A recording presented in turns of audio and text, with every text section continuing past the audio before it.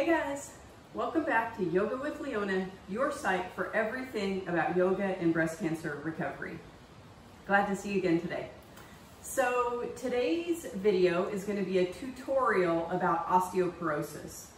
If you've watched some of our other videos, you know we talk a lot about certain precautions that we take in the practice to protect our bones, but I thought today I'd just go into a little more detail about that. We'll talk about kind of what osteoporosis is, what are the risk factors, why are we at particularly higher risk as breast cancer survivors, what are the standard therapies, why yoga is a helpful tool in your arsenal, and then the important things that you need to know about safely practicing yoga if you have osteoporosis or significant bone loss. All right, so let's get started. So most people have a general idea as to what osteoporosis means. It's basically a weakening of the bone mass or a decrease in bone mass, or some people call it bone density. And sort of in simple terms, imagine a block of Swiss cheese, and the cheese part is the dense part or the structural part of our bone, but bone naturally has sort of holes or spaces in it. And so osteoporosis or osteopenia, which is like the precursor to osteoporosis, happens when the holes get bigger and there are more holes and fewer solid parts of the bone.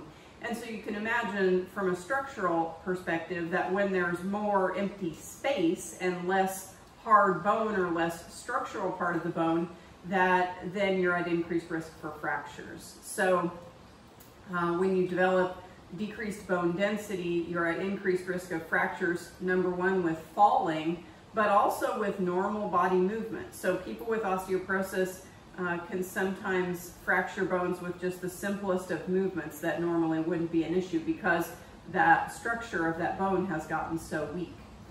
So what are the main risk factors for osteoporosis? Well, menopause is one for women, so increasing age and menopause in women. Other things that lower estrogen, so particularly aromatase inhibitor medications in breast cancer survivors. So you may know that these are medicines that we use in postmenopausal women to further lower the estrogen, even lower than a normal postmenopausal rate. Now, aromatase inhibitor medicines are wonderful and they work great in estrogen-positive breast cancer, but they do further lower your estrogen levels. So one of the main risk factors with aromatase inhibitors is weakening bone density. Other risk factors for osteoporosis include smoking. If you take certain medications like steroids in a chronic fashion, that can decrease your bone density. So for example, if you have to take prednisone all the time for asthma or autoimmune diseases or things like that, that can decrease your bone density. So those are the main risk factors. Also low body mass. So people who are really thin and have low muscle mass, that's also seems to be a risk factor. So those are the main things that might make us at risk for osteoporosis. So you could imagine most of us breast cancer survivors, we may have gone through menopause naturally or as a consequence of our treatment. We may be taking medications that do it. We may have lost muscle mass because of our treatment and inability to exercise. So, you know, we have to be really careful as breast cancer survivors for our bone strength and bone health. So what can we do about it? What are the treatments for osteoporosis? So the first one is to make sure that your bones have the adequate tools that they need to build bone.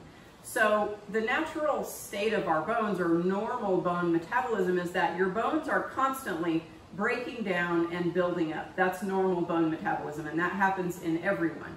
The problem in osteoporosis is when the breakdown is happening more than the building up.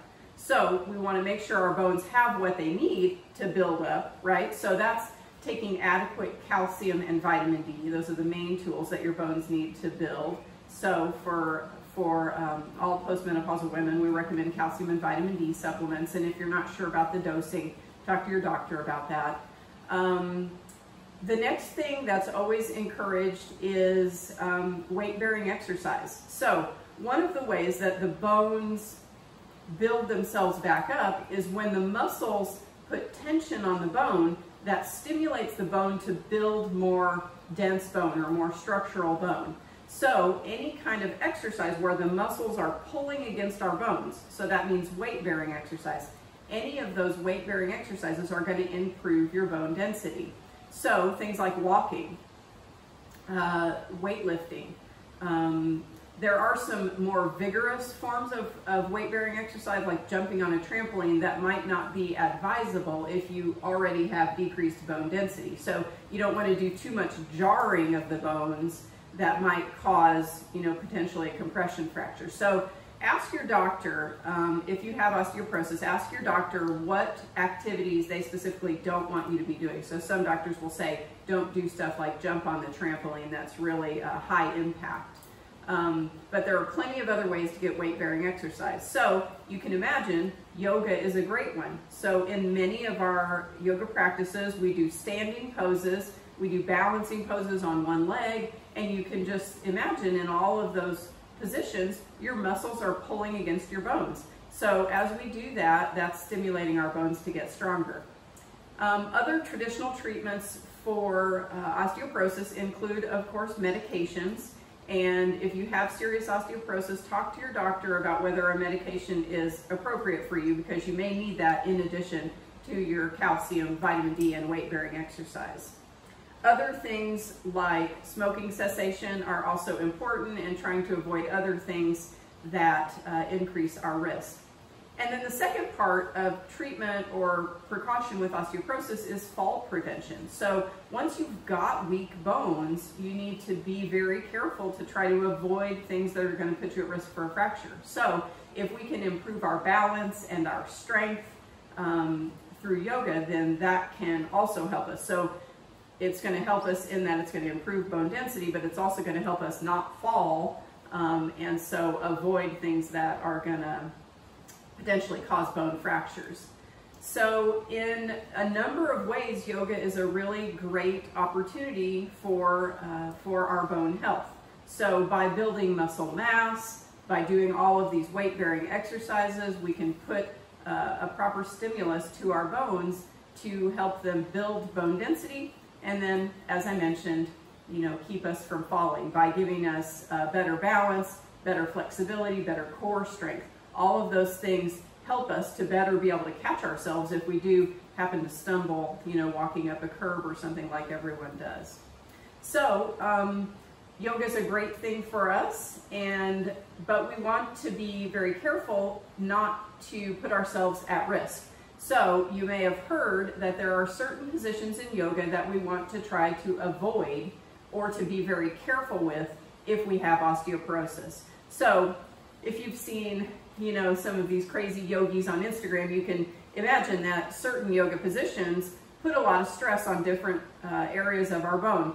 The most ones that we need to be careful with for osteoporosis are the bones of the neck and the bones of our spine. So we want to be careful in certain positions. So that's the main point of today's video, is to help you understand things to avoid and then how to modify certain poses such that you'll be protecting yourself. So first, let's talk about things to really avoid. So the biggest one is yoga poses that put a lot of pressure on our neck. So you probably know the bones or the vertebra of the neck are very delicate bones. So they're small bones, but they do a really important thing, which is protect our spinal cord as it runs through our neck. So in traditional yoga practice, sometimes we do things that put a lot of pressure on the neck. For example, things like a headstand, where you put your head onto the floor and then you turn your body upside down. So that, if you learn to do it properly, is very safe to do. But for someone who has osteoporosis, probably not a good idea. Now I'm going to show you in a minute, in my yoga asana practices, often I will explain how to prepare or how to get the strength required to do a headstand, and you can do all the preparatory work, you just don't put your head onto the floor. So you keep the pressure off of your neck. So I'll show you that in a couple of minutes.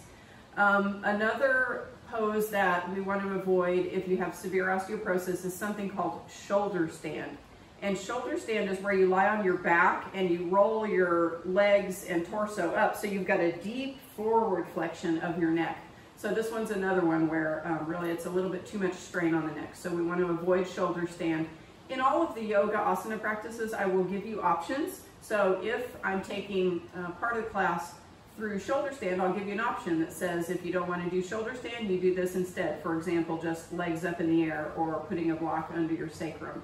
So remember that you've got options in all of your practices, and you need to remember, if you know you've got osteoporosis, to avoid these couple of things. Now, other things that are important to know are deep forward bends are a bit of a risk to our spine. So as I mentioned in one of the educational videos, when we bend our body forward very deeply, it puts pressure on the front side of your vertebral bodies. So the front side of our spine gets compressed if we roll our spine forward in a very deep way. So this is the reason why I'm always saying fold forward with a flat back. So instead of rolling your spine forward, curling forward like this, which puts pressure on the front side of our vertebra, we are folding forward with a flat back so that we're not putting that compression on. Again, I'll demonstrate that for you in a few minutes. So forward folds are super important, always folding forward with a flat back. The next thing is deep spinal twists. So spinal twists are okay if you have osteoporosis, but you want to be gentle with them. So you don't want to put a lot of pressure or torque by using your arms to force your spine into a twist. You want to twist just very gently, all right? So those are the main things that we need to be careful with.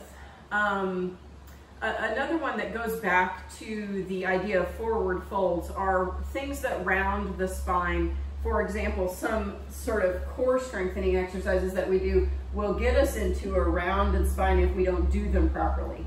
So there's a pose called Navasana or boat pose, which is a great core strengthener. And if you do it improperly with a rounded spine like this, then you're putting a lot of pressure on your spine. So when I teach Navasana, I'm always saying chest up, spine straight. And in this position, it's actually fine. See how your spine is nice and flat, so there's not a curve pressure on the front of the spine. But if you don't do it right and you're rolling down like this, then you've got that pressure. So always flat back in all of these positions.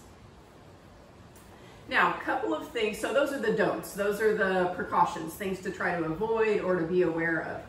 Now, a couple of things that we definitely want to do.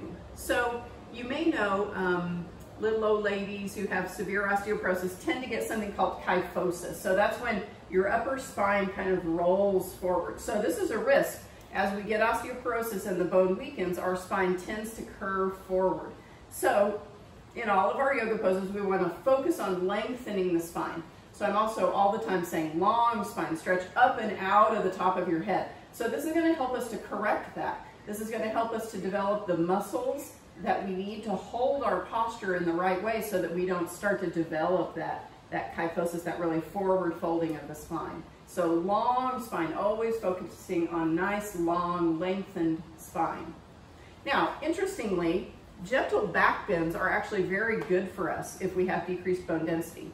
So remember I mentioned the risky part of your spine is actually the front side of your spine. That's the part where people tend to get compression fractures. So the front part of the bones of the vertebra are the more risky part. The back part of our spine is actually has a more dense structure to it, so there's less risk in osteoporosis with back bending.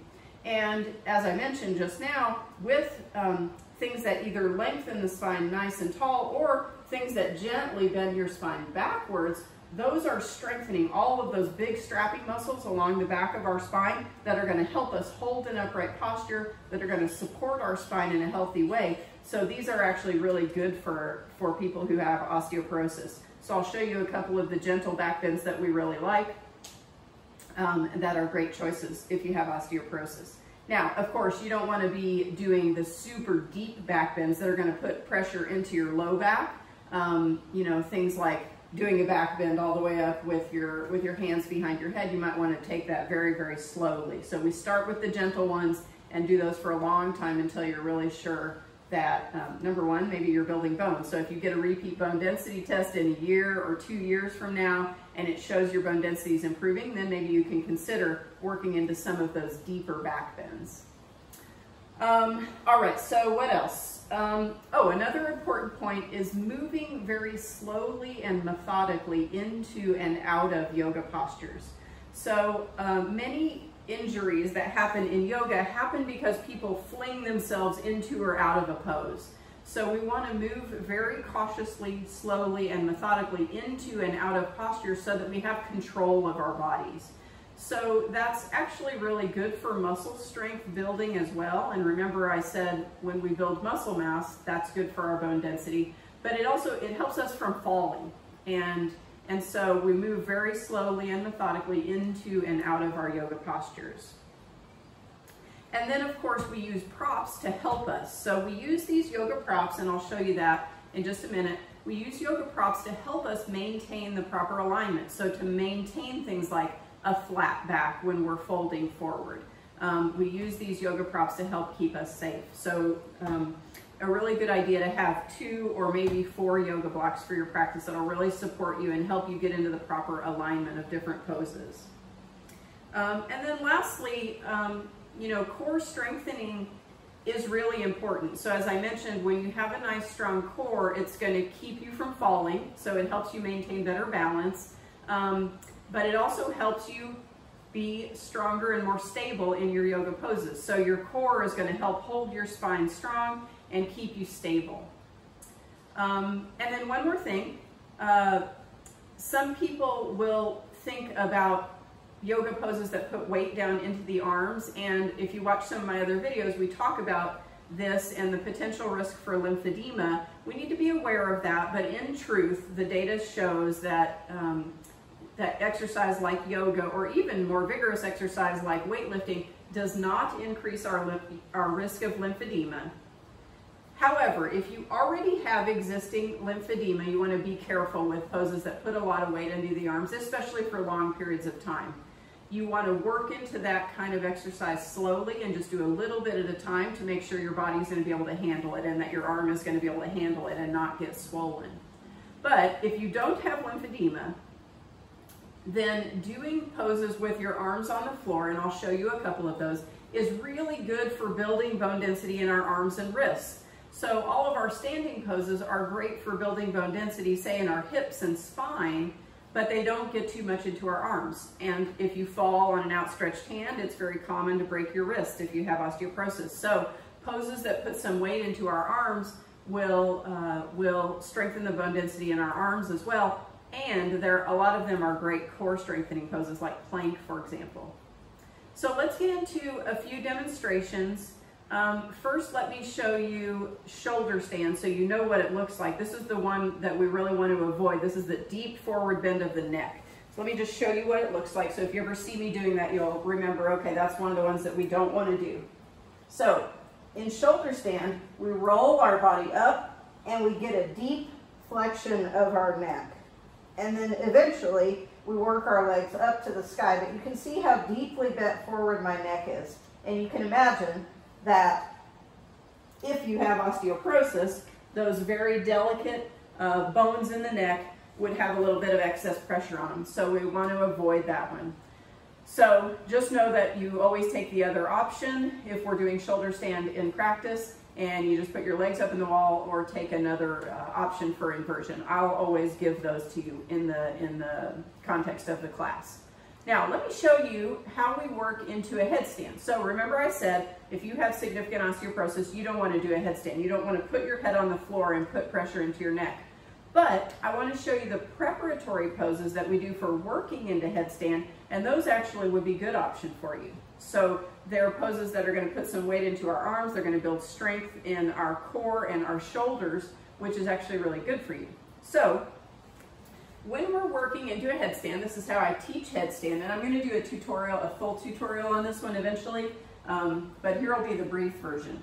So the thing about headstand is once you learn how to do it properly, there's actually very little weight on the top of your head. The majority of the weight is into your arms and shoulders. And so that's why the alignment is really important and why this preparation for headstand is really important. So the headstand prep is we take our arms to the floor and we measure the distance between our elbows by putting one hand around each elbow. And then we place the elbows onto the floor Then you release the hands and interlace your fingers. Now, if you were going to do a headstand, eventually you put the crown of your head on the floor here, but we're not going to do that. We're just doing the prep. So you've got elbows shoulder width distance apart, hands interlaced.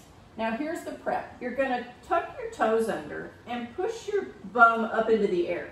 Now, you're feeling nice and strong through your elbows and shoulders, and you gently walk your feet forward until the hips come above your shoulders. Now just this is a great strengthener for your shoulders and your core, and so you can practice this anytime we're working on headstand within the context of a yoga asana practice. You can just do this and you never have to put your head on the floor, all right? So headstand prep is perfectly safe. You just don't put your head on the floor to get that pressure into your neck, all right? All right, now let's come to standing and let's talk about a couple things here. So remember I mentioned that we always want to feel a nice tall spine in a standing position. So let me demonstrate that kyphosis thing again. So you know the little old ladies that look all curled over and they've got this forward flexion of their spine. So we want to focus on nice, strong, tall spine, head stretching up toward the sky. So in all of our standing poses, no matter what you're doing, you want to feel your spine pulling up and out of your hips and pulling up and out the top of your head. All right? Shoulders are going to roll slightly back. So I talked about this a lot in other videos too. We as breast cancer survivors tend to have slightly rolled forward shoulders because we get tightness in our pecs or tightness in our scars where our chest is.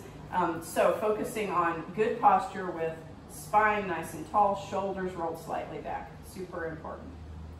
All right, now let's come to our blocks. So if you've watched the video on modified sun salutations, you've seen how this works. But I just want to reiterate it here and demonstrate to you the spine movement that we do here with the blocks. So remember, it's important for you to figure out how many blocks you need for your body. So some people might just need 2 blocks. All right, so I'll demonstrate it with 2 blocks and then I'll demonstrate it with 4 blocks. So the way we use the blocks for our sun salutations is, the point is to keep your spine straight. So on an inhale, we stretch our body up.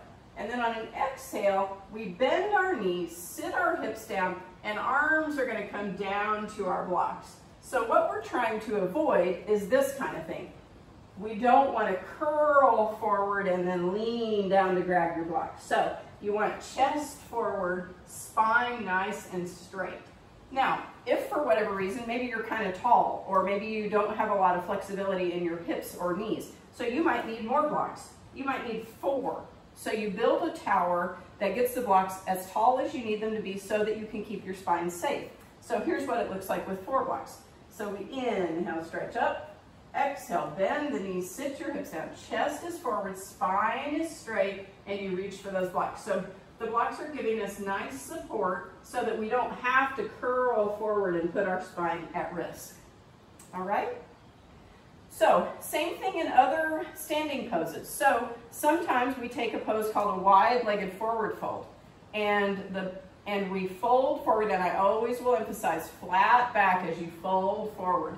But if you feel like you need a little support, you bring a block in front of you, you put your hands on the block, and that allows you, let me do it from the side so you can see what it looks like, that allows you to keep your spine nice and straight. So we don't want this kind of thing going on, right? Flat back. Straight spine, all right? And then when you come up, you do the same thing, all right? So all of those things are going to build strength in your spine and keep the bones nice and safe. All right, let's have a seat and I'll show you just a couple of more things. So let's talk about a twist. So remember I said deep spinal twists are to be taken a little bit cautiously. So sometimes we do just a simple twist in our spine warm-up at the beginning of practice. So we inhale our arms up, and then we exhale and twist our spine gently to the right. So this is perfectly fine. What you don't want to do is grab your knee and torque your spine around. So if you are just twisting with muscular action of your torso, it's totally safe. So you rest your hands at your knee and the floor, but you don't push against the knee or the floor to give yourself a deeper twist. Let me do the other side. Inhale up, exhale, twist to the left, and you just use the muscular action of your torso and your back to get you into the twist. All right? So gently going in and out of twists. All right, let me show you, let's show Navasana again. That's that core strengthener. So if you watch the core strengthening tutorial, you'll see there are a few different ways to get into Navasana. So if you're first starting out and you're not quite strong enough to bring arms and legs off the floor at once, the first option is to bring arms kind of far behind you. But remember, you don't want to roll your spine forward, okay? So we want chest up, spine straight as we practice lifting one leg off the floor or both legs off the floor. But see my spine? Nice and straight, all right? And then same thing, the second practice, if you're just starting Navasana, is feet stay on the floor and we lift our arms up. But same thing, straight spine. So we're not rolling back, all right? Flat back. Now, I do give an option in the core strengthening tutorial to practice this rolling back because this is a great core strengthener, but if you've got osteoporosis, you don't want to do that one, okay? Always staying with a flat back if you've got osteoporosis. All right, now let's look at some poses with our hands on the floor. So things like downward facing dog. So hands at the floor, we tuck our toes and we push our hips up to the sky. So this is completely safe if you've got osteoporosis. However, when you're first starting to practice downward facing dog, you just want to do it for very brief periods of time. So you don't want to go hold downward facing dog for 30 minutes when you just started because, you may have fragile wrists or things like that. So you want to be careful. If when you start practicing downward facing dog, it bothers your wrists at all, you want to be careful with that. So one way to work with that is to put 2 blocks on the floor and bring your hands to the front of the blocks. And when you go into downward facing dog, then it's taking a little bit of the angle out of your wrists. All right, so we can use blocks here to help us take some of the stress out of our wrists in downward facing dog. Now what about plank pose? Let's talk about plank. So plank's another pose that we take with our hands at the floor. It's a great core strengthener, but there are a couple of options. So if you're not quite ready to be doing a full plank yet, a couple of options. One is just a tabletop. So we do tabletop a lot in practice, and this one is totally safe for you. So we can do core strengthening here by stretching the leg back, bringing the knee in, stretching it back. Sometimes we bring one arm up. This is all totally safe for your spine. If you're doing fine with this and you're feeling ready to start trying a plank, one thing I like to do is put a couple of blocks on the floor and you bring them a little bit forward of your shoulders, and then you're going to keep your knees on the floor but shift forward into, this is like a modified plank with your knees down. So shoulders come above the wrist, you're pushing strong into the hands and pulling your core up and in. So this is like an introductory plank. Now, once that's easy, then you tuck the toes and you push your body up, pulling core up and in. Again, this is totally safe for your spine, but you want to make sure that your arms are ready to have that weight into the arms. So you want to work slowly into those poses. All right. Oh, and then I missed the back bend. So let me show you the gentle back bends, the ones that we really like for osteoporosis, and then I'll show you a couple of deeper back bends that you want to just work into slowly. So the belly down back bends, yeah, are some of the best ones for people with osteoporosis. So let me show you those. So we come to lie on our belly, and then we bring the hands just under the shoulders. This one's called cobra.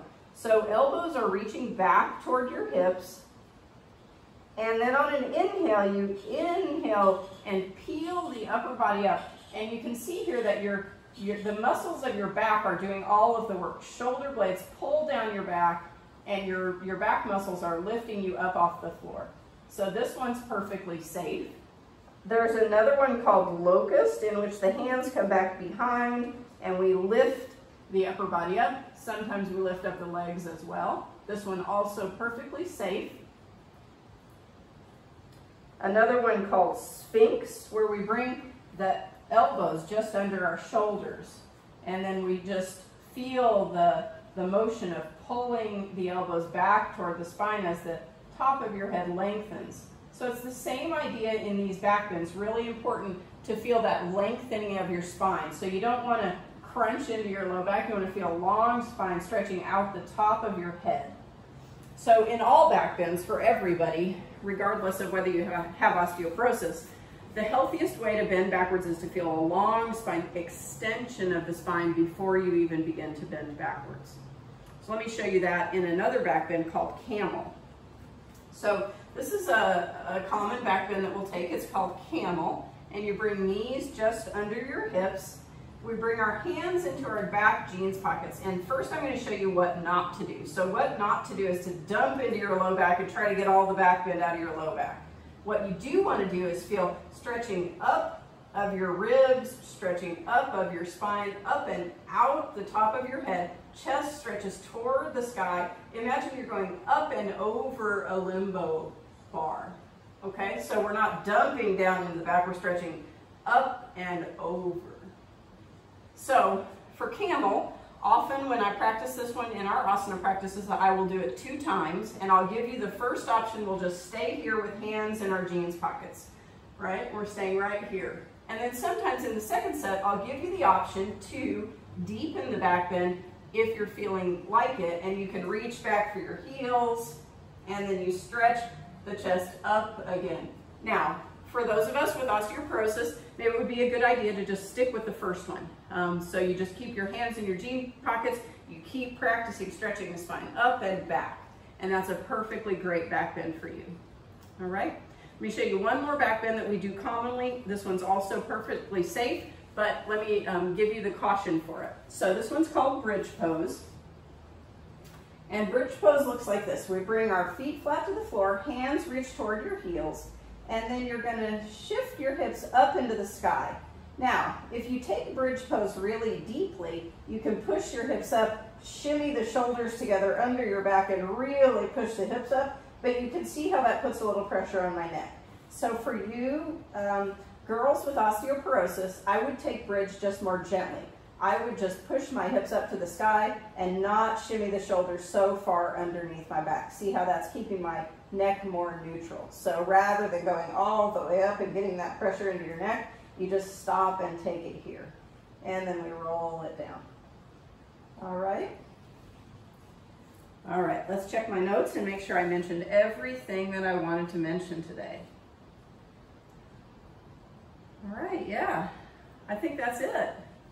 So that's been osteoporosis in yoga and how to keep yourself safe.